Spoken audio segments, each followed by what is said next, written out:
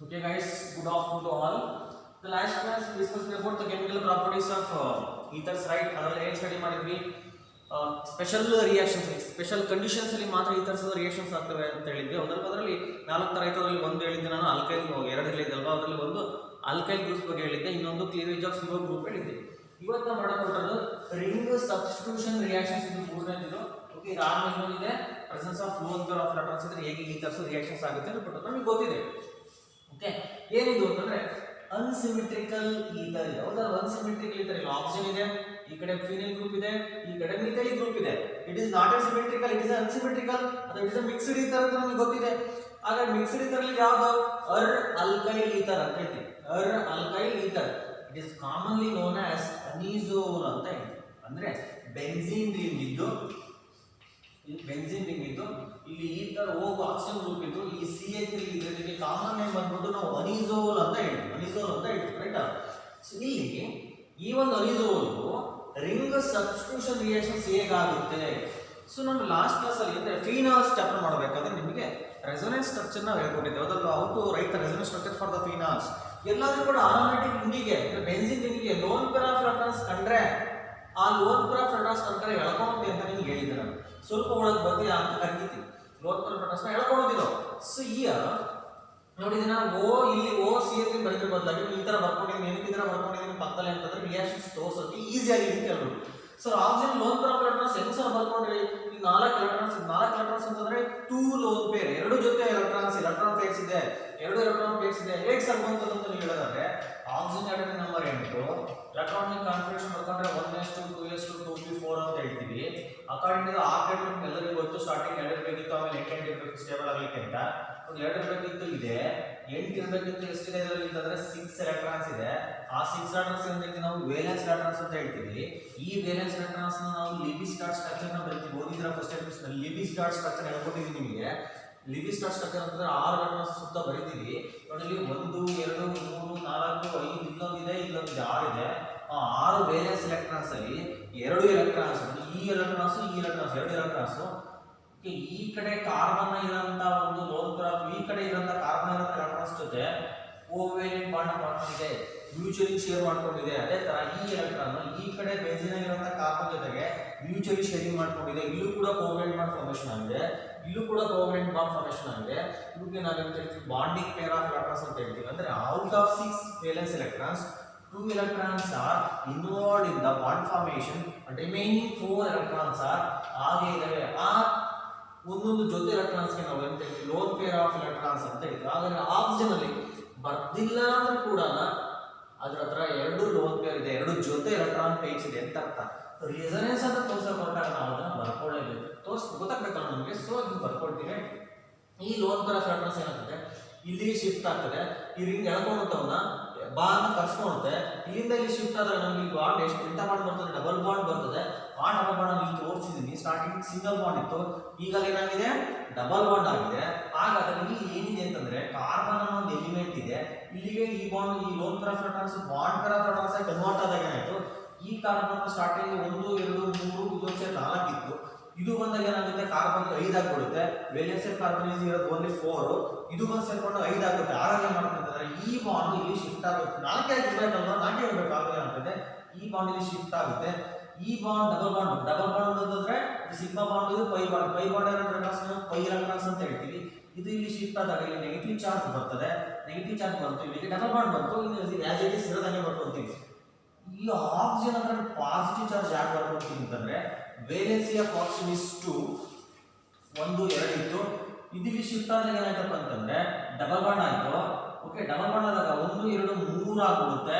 So valency 2 ಇರೋದ್ರಿಂದ ಒಂದನ್ನ ಕಡಿಮೆ ಅಂತ ತೋರಿಸ್ಬೇಕು ಅಂದ್ರೆ ಏನ್ ಮಾಡ್ತೀವಿ ನಾವು, ಪಾಸಿಟಿವ್ ಚಾರ್ಜ್ ನ ಹಾಕ್ತೀವಿ. ಅಂದ್ರೆ ಒಂದು ಎಲೆಕ್ಟ್ರಾನ್ಸ್ ಲಾಸ್ ಆಯ್ತು ಅಂತಂದ್ರೆ ಚಾರ್ಜ್ ಪಾಸಿಟಿವ್ ಬರುತ್ತೆ.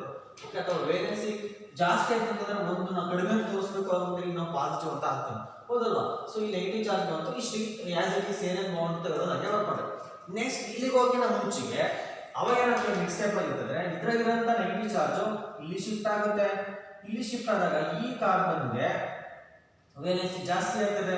ಸೊ ಆದಾಗ ಏನಾಗ್ತದೆ ಅಂತಂದ್ರೆ ಇದು ಇಲ್ಲಿ ಶಿಫ್ಟ್ ಆದ ತಕ್ಷಣ ಇದು ಇದ್ರಾಗಿರೋಂಥ ಲೋನ್ ಪೇರ್ ಆಫ್ ಎಲೆಕ್ಟ್ರಾನ್ಸ್, ಇದ್ರಾಗಿರೋಂಥ ಬಾಂಡ್ ಪೇರ್ ಆಫ್ ಎಲೆಕ್ಟ್ರಾನ್ಸ್ ಏನಾಗ್ತದೆ, ಅದು ಇಲ್ಲಿ ಬರ್ತದೆ.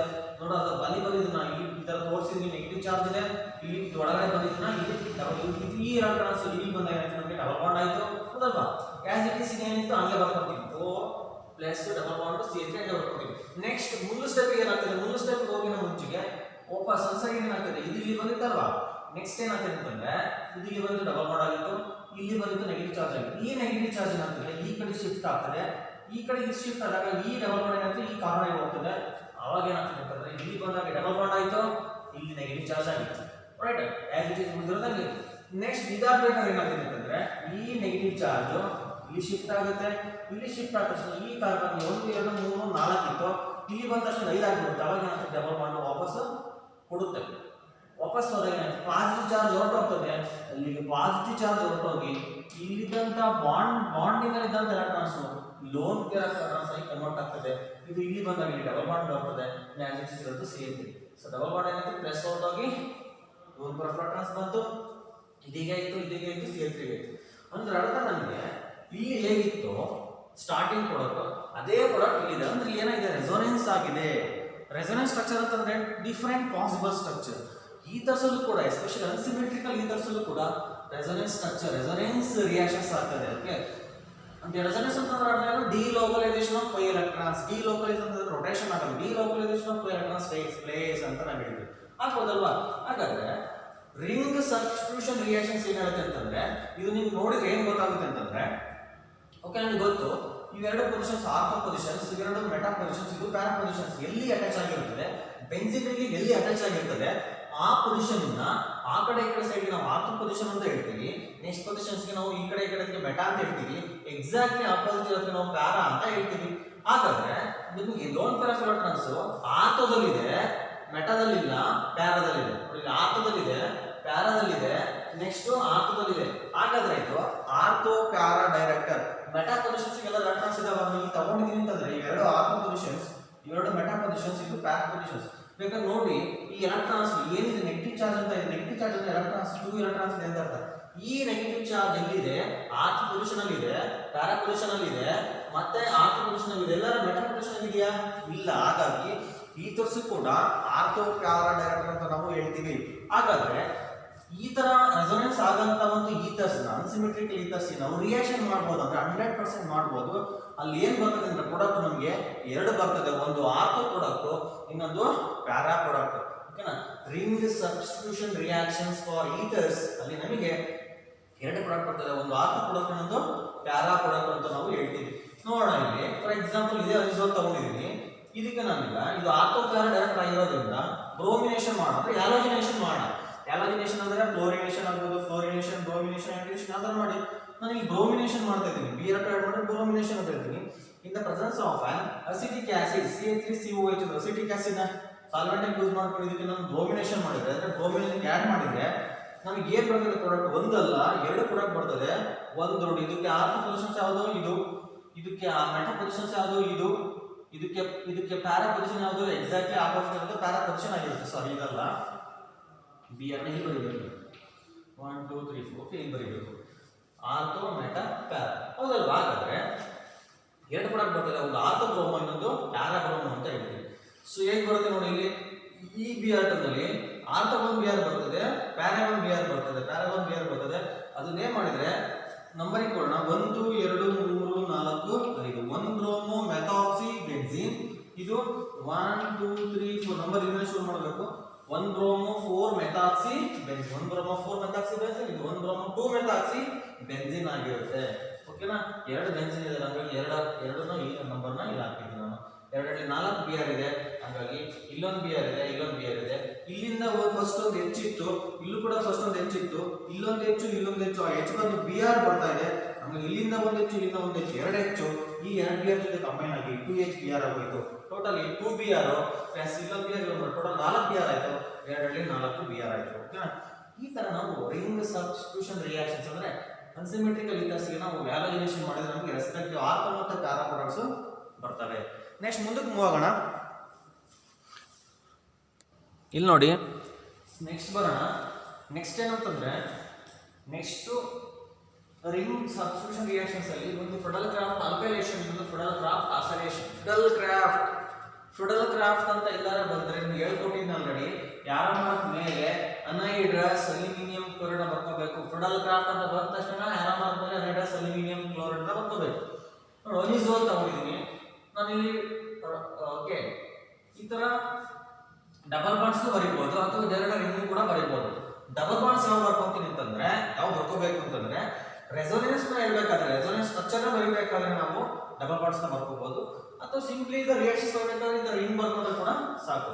ನೀಟಾಗಿ ರಿಂಗ್ ಬರ್ಕೊಳ್ಳಿ, ನೀಟಾಗಿ ಇದರ ಸ್ಟ್ರಕ್ಚರ್ ಬರ್ಕೊಂಡು ಚಿಪ್ತಾಗಿ ರಿಂಗ್ ಹಾಕೋದೆಲ್ಲ ಮಾಡಬೇಡಿ, ನೀಟಾಗಿ ಅದು ಸೈಜ್ ತಕ್ಕನಾಗೆ ರಿಂಗ್ ಅನ್ನು ಹಾಕೋದಲ್ವಾ. ಎಸ್, ನೀಟಾಗಿ ಬರ್ಕೊಳ್ಳಿ.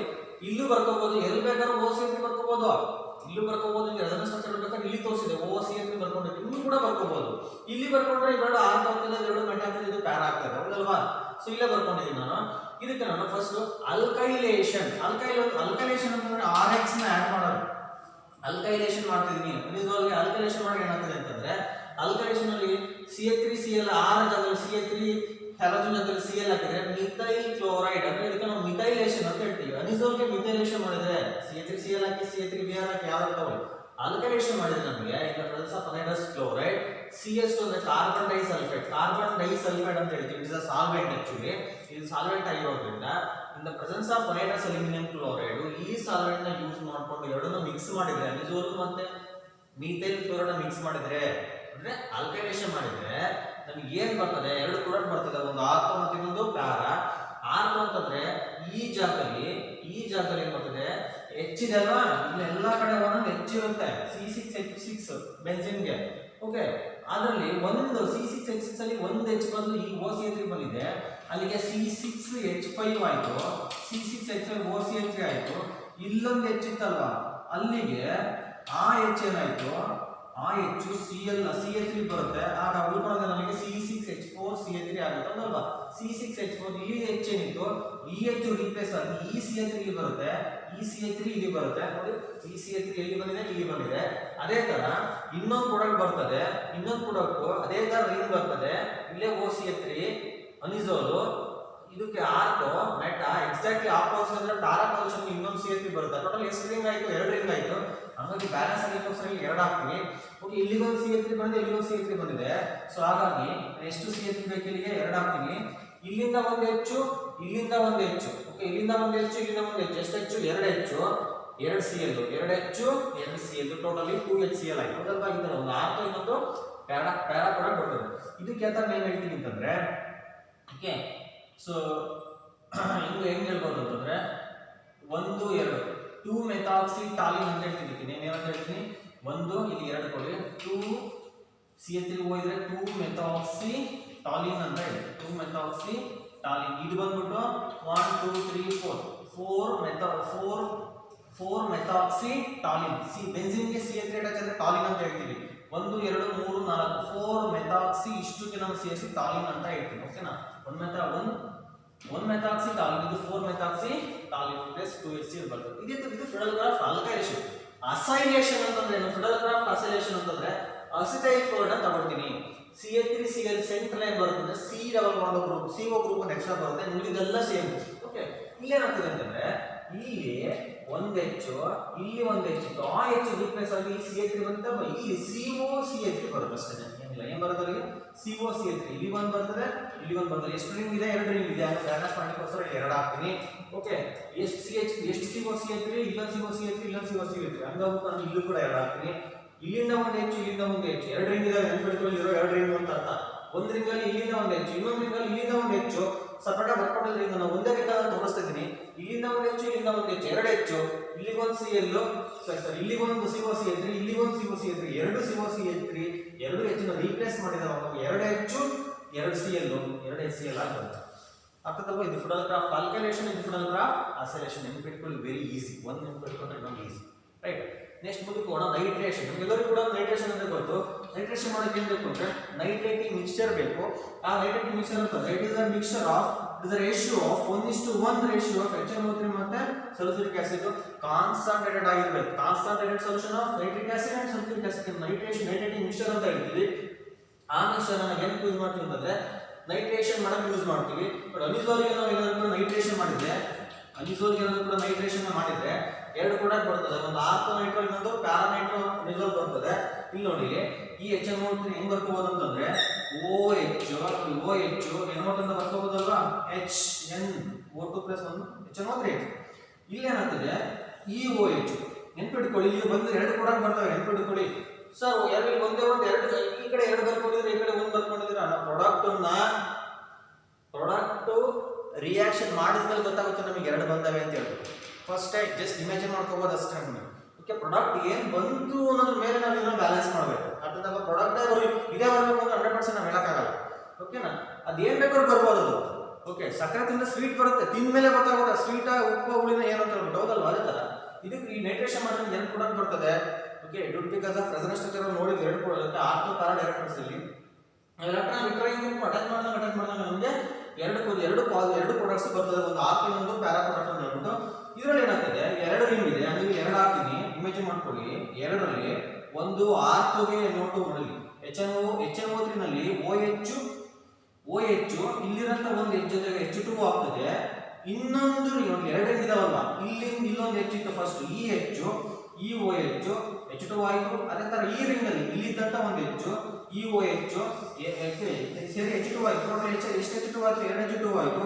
ಹಂಗಾಗಿ ಇಲ್ಲಿ ಎಷ್ಟು ಹಾಕಬೇಕು ಎರಡು ಹಾಕಬೇಕು ಓಕೆ ಎರಡು ಅಂದ್ರೆ ಎರಡು OH ಇಲ್ಲಿಂದ ಒಂದು H ಇಲ್ಲಿಂದ ಒಂದು H ಎರಡು H ಎರಡು OH ಎರಡು ವಾಟರ್ ಮಾಲಿಕ್ಯೂಲ್ ಅಂತ ನೋಟಾಯ್ತು ಇನ್ನು ಏನು ನೋಟಾಗಿತ್ತಲ್ವಾ ಈ ಎರಡು ಆ H ಹೋಗಿತ್ತಲ್ವಾ ಆ ಪ್ಲೇಸ್ಗೆ ಇಲ್ಲಿಗೊಂದು NO2 ಇದಂತ ಇನ್ನೊಂದು NO2 ಇಲ್ಲಿ ಬರುತ್ತೆ ಒಂದು ಆರ್ಥೋಗೆ ಹೋಗುತ್ತೆ NO2 ಇನ್ನೊಂದು ಪ್ಯಾರಾ ಹೋಗ್ತದೆ ಟೋಟಲಿ ಆರ್ಥೋನೈಟ್ರೋನಿಸೋಲ್ ಮತ್ತು ಪ್ಯಾರಾನೈಟ್ರೋನಿಸೋಲ್ ಬರ್ತದೆ ನಾವೇನು ನೈಟ್ರೇಷನ್ ಮಾಡಿದ್ರೆ ನಮಗೆ ಅನಿಸೋಲ್ಗೆ ಒಂದು ಆರ್ಥೋನೈಟ್ರೋನಿಸೋಲ್ ಇನ್ನೊಂದು ಪ್ಯಾರಾನೈಟ್ರೋನಿಸೋಲ್ ಬರ್ತದೆ ಅಂತ ಬೈ ಕೊಡೋಕೆ ನಮಗೆ ಎರಡು ವಾಟರ್ ಮಾಲಿಕ್ಯೂಲ್ಸ್ ಬರ್ತದೆ ಓಕೆ ಈ ನಂಬರ್ನು ಬರೀಬೇಕು ಬಿಟ್ಟಿರ್ತಂದ್ರೆ ಮಾರ್ಕ್ಸ್ ಹೋಯ್ತು ನೀಟಾಗಿ ನೆನ್ಪಿಟ್ಕೊಳ್ಳಿ ನೆಕ್ಸ್ಟ್ ಮುಂದಕ್ಕೆ ಹೋಗೋಣ presence of lone pair of electrons ಹೆಂಗೆ ರಿಯಾಕ್ಷನ್ಸ್ ಆಗುತ್ತೆ ಅಂತ ಹೇಳ್ಬಿಟ್ಟು ಲಾಸ್ಟ್ಗೆ ಈ ಥರದ ಅಪ್ಲಿಕೇಶನ್ಸ್ ಹೇಳಿದ್ರೆ ಈ ಚಾಪ್ಟರ್ ಮುಗ್ದೋಯ್ತು ಆಲ್ಕೋಹಾಲ್ ಫಿನಾಲ್ಸ್ ಈ ಥರಸ್ ಮುಗ್ದೋಗೋದು ಓಕೆನಾ ನೆಕ್ಸ್ಟ್ ಮುಂದಕ್ಕೆ ಮೂವ್ ಆಗೋಣ ಓಕೆ ಇಲ್ಲಿ ನೋಡಿ this is the last concept of this chapter ಈ ಥರದ ಲಾಸ್ಟ್ ಕಾನ್ಸೆಪ್ಟ್ ಇದು reaction due to lone pair of electrons present on oxygen atom ನೋಡಿ ಈ ಥರ ಬರ್ಕೊಂಡು ಯಾವ್ದೊಂದು ಎಕ್ಸಾಂಪಲ್ ತಗೊಂಡು ಈ ಥರ ಅಂತಂದ್ರೆ R ಅಂತ ಹೇಳ್ತೀನಿ ಜನರಲ್ಲೇ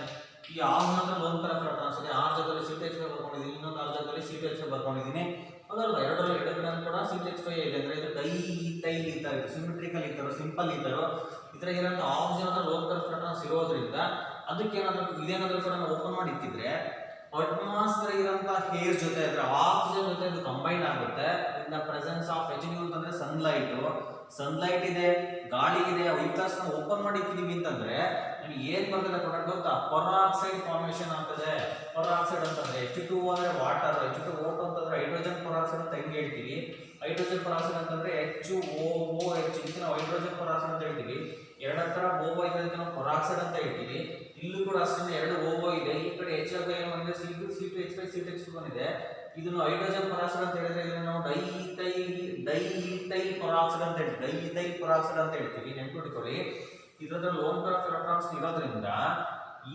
ತರಸ್ನ in the presence of air sunlight ನ ಪಾಸ್ ಮಾಡುವ ನಮಗೆ ಏನ್ ಪ್ರಾಡಕ್ಟ್ ಬರ್ತದೆ ಅಂತಂದ್ರೆ ಡೈಥೈಲ್ ಪರಾಕ್ಸೈಡ್ ಫಾರ್ಮೇಷನ್ ಆಗ್ತದೆ ಇಲ್ಲಿ ಎಷ್ಟು ಆಕ್ಸಿಜನ್ಸ್ ಇದೆ ಎರಡು ಆಕ್ಸಿಜನ್ ಇದೆ ಓಕೆ ಎರಡು ಆಕ್ಸಿಜನ್ ಪರಾಕ್ಸೈಡ್ ಅಂತ ಹೇಳ್ಬೇಕು ಅಂದ್ರೆ ಎರಡು ಆಕ್ಸಿಜನ್ ಬರಬೇಕು ಸ್ಟಾರ್ಟಿಂಗ್ ನೋಡಿ ಈ ನಂಬರ್ ಏನು ಆಗ್ತದೆ ಅಂತ ಹೇಳೋದಕ್ಕೆ ಓಕೆ ಫಾರ್ ಎಕ್ಸಾಂಪಲ್ ನೀವು ಬ್ಯಾಲೆನ್ಸ್ ಮಾಡೋದು ಹೆಂಗೆ ಅಂತ ತೋರಿಸ್ಕೊಡ್ತೀನಿ ಸ್ಟಾರ್ಟಿಂಗ್ ಇದ್ರೆ ಎಷ್ಟು ಆಕ್ಸಿಜನ್ ಇತ್ತು ಒಂದು ಆಕ್ಸಿಜನ್ ಇತ್ತು ಹೌದಲ್ವಾ ಒಂದು ಆಕ್ಸಿಜನ್ ಇತ್ತು ಈಗ ನಾವು ಇನ್ the presence of air heat ಮಾಡುವಾಗ ಏನಾಗುತ್ತೆ ನಮಗೆ ಎರಡು ಆಕ್ಸಿಜನ್ ಬಂತಲ್ವಾ ಎರಡು ಆಕ್ಸಿಜನ್ ಬಂತು ಅಂತಂದ್ರೆ ಇದರಲ್ಲಿ ಎಷ್ಟು ಹಾಕಬೇಕು ಟೋಟಲ್ ಇದರಲ್ಲಿ ಎಷ್ಟು ಹಾಕಬೇಕು ಇದು ಎರಡು ಹಾಕಬೇಕು ಓಕೆ ನೋಡಿ ಇಲ್ಲಿ ಎರಡಿದೆ ಇಲ್ಲಿ ಟೋಟಲ್ ಈ ರಿಯಾಕ್ಟೆಂಟ್ಸ್ ಎಷ್ಟಿದೆ ಎರಡು ಅಂತ ಮೂರು ಆಯ್ತು ಈಗ ಮಾಡ್ತೀನಿ ಬ್ಯಾಲೆನ್ಸ್ ಮಾಡೋಕ್ಕೋಸ್ಕರ ಇಲ್ಲಿ ಎರಡು ಹಾಕ್ತೀನಿ ಈಗ ಇಲ್ಲಿ ಈ ಎರಡು ಆಕ್ಸಿಜನ್ ಇಲ್ಲಿ ಎರಡು ಟೋಟಲ್ 4 ಆಕ್ಸಿಜನ್ ಆಯ್ತು ಇಲ್ಲಿ ಎಷ್ಟು ಕೊಟ್ಟರೆ 4 ಆಗ್ತದೆ ಎರಡು ಕೊಟ್ಟರೆ ನೋಡಿ ಇಲ್ಲಿ ಎರಡು ಆಕ್ಸಿಜನ್ ಟೋಟಲಿ 4 ಆಕ್ಸಿಜನ್ ಆಯ್ತು ಅದಲ್ವಾ ಇಲ್ಲಿಂದ ಎರಡು ಇಲ್ಲಿ ಎರಡು 4 ಆಕ್ಸಿಜನ್ ಆಯ್ತು 4 ಆಕ್ಸಿಜನ್ ಆಯ್ತು ಎರಡು CH5 ಈ ಕಡೆ ಎರಡು CH5